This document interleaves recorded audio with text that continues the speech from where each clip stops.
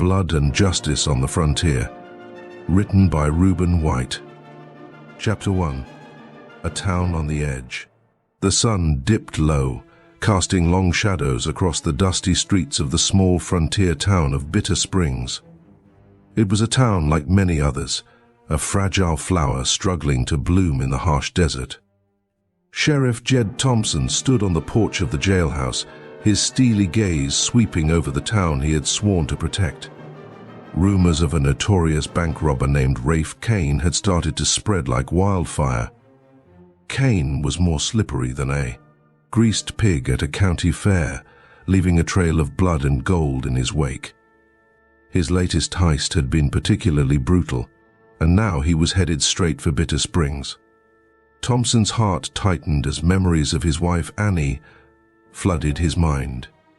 She had been taken from him in a similar wave of violence, and the pain still gnawed at him like a hungry coyote. He shook his head, pushing the memories aside. There was no time for mourning. He had a town to protect. "Jed," a voice called from behind him. It was Deputy Frank Harris, loyal but often conflicted. Words spreading fast. "Folks are scared." Thompson nodded, his jaw set. "I know, Frank. We need to be ready. Kane won't show mercy, and neither can we." Chapter 2. Whispers of Danger. Mary Collins burst into the jailhouse, her face pale as moonlight. "Sheriff, I saw him. That man. Kane. I saw him rob the bank in Dry Gulch." Thompson's eyes narrowed. "You're sure?" "I'd bet my last dollar on it," she replied, her voice trembling. As the news spread, the town buzzed with fear. Whispers of danger filled the air, and the normally bustling streets grew quiet as a graveyard at midnight. Thompson could feel the weight of the townspeople's eyes on him, their trust fragile and easily shattered. "We can't let this town fall apart," Thompson said to Frank. "We need to keep folks calm and prepare for the worst." Chapter 3. The Calm Before the Storm. Rafe Kane's presence in Bitter Springs was like a storm cloud on the horizon. He strutted into the saloon, his eyes cold and calculating. The townspeople avoided his gaze, sensing the danger coiled within him like a rattlesnake ready to strike. Thompson watched from across the street, his mind a battlefield of duty and vengeance. He could feel his resolve hardening. This wasn't just about protecting the town anymore, it was personal. "We need to stay vigilant," he told his deputies. "Kane won't make a move without showing his true colors first." As the sun set, painting the sky a blood-red hue, the tension in the town grew palpable. The calm before the storm was almost unbearable, like the eerie silence before a gunfight. Chapter 4. A Ghost from the Past. Memories of the day Kane's gang destroyed his life flooded Thompson's mind. The sound of gunfire, Annie's screams, and the sight of her lifeless body haunted his dreams. Kane had taken everything from him, and now he was back, threatening to tear apart the fragile peace Thompson had built. Thompson's guilt and unresolved grief over Annie's death gnawed at him, driving his desire for revenge. He knew he had to confront Kane, but he also had a duty to the law and the town. The line between right and wrong blurred in the harsh light of the frontier. Chapter 5. Clues and Confrontations. With Mary's help, Thompson uncovered more about Kane's past crimes and true motives. Kane wasn't just a robber. He was a man with a vendetta, targeting towns that represented something he could never have: peace and community. A tense encounter between Thompson and Kane in the saloon left the town on edge. Kane's cold eyes met Thompson's steely gaze, and the air crackled with unspoken threats. "You think you can stop me, Sheriff?" Kane sneered. "This town ain't big enough for the both of us." "I aim to try," Thompson replied, his voice as steady as his aim. Chapter 6. High Noon. The showdown began as the sun reached its zenith, casting harsh shadows on the dusty streets. Thompson and his deputies faced off against Kane and his men, the tension thick enough to cut with a knife. Gunfire erupted, and the town became a battleground. Thompson moved with the precision of a man who had nothing left to lose, each shot a step closer to justice or vengeance. Chapter 7. Blood and Gold. Amid the chaos, the truth about Kane's heist and his reasons for targeting Bitter Springs came to light. Kane sought to break the spirit of the town, to show that even the strongest communities could fall. Thompson found himself alone in the final showdown, the weight of his desire for revenge pressing down on him like a heavy yoke. He knew that killing Kane might bring him peace, but at what cost? Chapter 8. The Reckoning. The ultimate confrontation between Thompson and Kane pushed both men to their limits. Bullets flew, blood spilled, and the dust settled slowly, like the final curtain on a tragic play. Thompson realized that justice meant more than personal revenge. He couldn't let Kane's actions drag him down into the same darkness. Chapter 9. Aftermath. The town grappled with the aftermath of the violence. Buildings could be rebuilt, but the scars on the townspeople's hearts would take longer to heal. Thompson reflected on his actions and the cost of his vengeance. He stood at Annie's grave, the weight of his choices heavy on his shoulders. I did it, Annie. But at what cost? Chapter 10. A New Dawn. As the sun rose over Bitter Springs, a fragile peace settled over the town. Thompson began to rebuild his life and the community, knowing that the scars would always remain, but so would the lessons learned. He looked at Sam Watkins, the young boy who had seen him as a hero. Remember, Sam, it's not about how fast you draw, but why you draw. Thompson's journey was far from over, but he had taken the first steps toward healing, both for himself and for the town. The harsh frontier had tested him, but in the end it had also forged a stronger sense of justice and humanity within him. The sun climbed higher, casting long shadows that slowly retreated, leaving Bitter Springs bathed in the promise of a new day. Chapter 11. The Seeds of Recovery. As days turned into weeks, Bitter Springs slowly began to heal. The townspeople, once gripped by fear, started to rebuild their lives, finding strength in their shared experiences. Sheriff Jed Thompson, now a symbol of resilience, continued his vigilant watch over the town, determined to maintain the fragile peace. Doc Holliday, the town doctor and Thompson's old friend, played a crucial role in the town's recovery. He treated the wounded and provided a listening ear for those struggling with the recent events. His presence was a balm for the town's collective wounds, and his friendship was a steadying force for Thompson.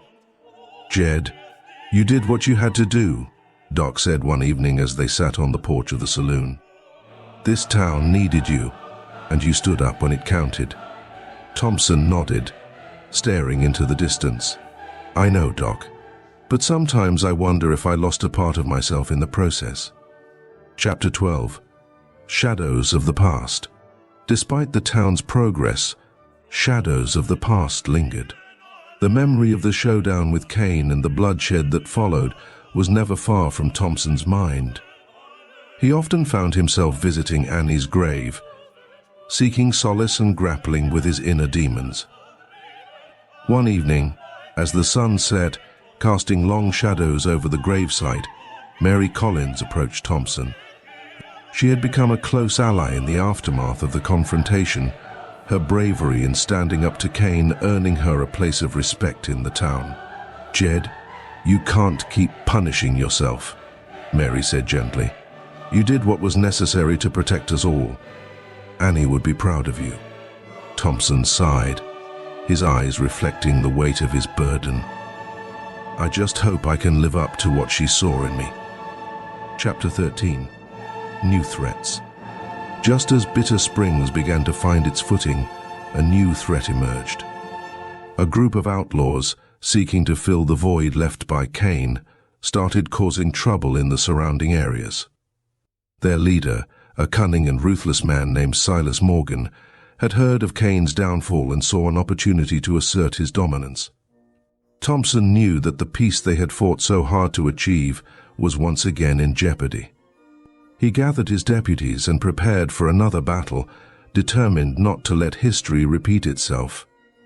"We faced worse before, and we came out stronger," Thompson told his deputies. "We'll do it again. This town will not fall." Chapter 14. A Town United. The people of Bitter Springs, inspired by Thompson's unwavering determination, rallied together. Men and women alike took up arms, ready to defend their home. The town that had once cowered in fear now stood united, a testament to the strength of their community. Deputy Frank Harris, who had struggled with his own doubts, found a renewed sense of purpose. "We're with you, Jed, all the way." As the outlaws approached, the town prepared for the fight. Barricades were erected, and watchful eyes scanned the horizon. The sense of unity was palpable, and even in the face of danger there was a newfound hope. Chapter 15. The Final Stand. The confrontation with Silas Morgan and his gang was fierce and unforgiving. Gunfire echoed through the streets, and the town became a battlefield once more. Thompson led the charge, his resolve unshakable, his aim true. In the heat of the battle, Thompson faced off against Silas Morgan. The two men, both driven by their own forms of justice, clashed in a brutal fight that tested their limits. Thompson's years of experience and unyielding determination gave him the edge, and with a final decisive shot, Morgan fell. As the dust settled and the echoes of gunfire faded, the townspeople emerged from their positions. The battle had been won, but the cost was high. Thompson stood tall, his face etched with the marks of a man who had faced down the worst the frontier had to offer. Chapter 16. A New Beginning. With the threat of Silas Morgan and his gang eliminated, Bitter Springs began to rebuild once more. The town, now united by their shared experiences, found strength in their community. Thompson, having faced his own demons and emerged victorious, felt a sense of peace he hadn't known in years. He stood at the edge of town, watching the sun rise over the horizon. The long shadows of the past were receding, replaced by the promise of a new day. Sam Watkins, the young boy who had always looked up to Thompson, stood beside him. "What's next, Sheriff?" Sam asked, his eyes full of hope. Thompson smiled, a genuine, hard-earned smile. "We keep going, Sam. We keep building, and we keep protecting what we've got. This town is our home, and we'll make sure it stays that way." Chapter 17. The Legacy of Bitter Springs. Years passed, and Bitter Springs continued to thrive. The town, once teetering on the brink of destruction, became a beacon of resilience and community on the frontier. Thompson, now an older but still formidable presence, looked back on his life with a sense of fulfillment. Mary Collins, now a respected leader in the community, often reminded the townspeople of the importance of unity and courage. Deputy Frank Harris, having found his own path, became a trusted lawman in his own right. Thompson's legacy was not just one of blood and justice, but of hope and redemption. He had faced the darkest parts of himself and emerged stronger, a testament to the enduring spirit of the frontier. Epilogue. The end of an era. As the sun set on Bitter Springs, casting long shadows over the town, Thompson stood at Annie's grave one last time. The town had healed, and so had he. The memory of the past, once a painful burden, had become a source of strength. "Thank you, Annie," he whispered, placing a single wildflower on her grave. "For everything." With a final glance at the town he had given everything to protect, Thompson turned and walked away, ready to face whatever the future held. The frontier had tested him, shaped him, and ultimately it had made him whole. If you are enjoying adventures in the Old West, hit the subscribe button for future posts.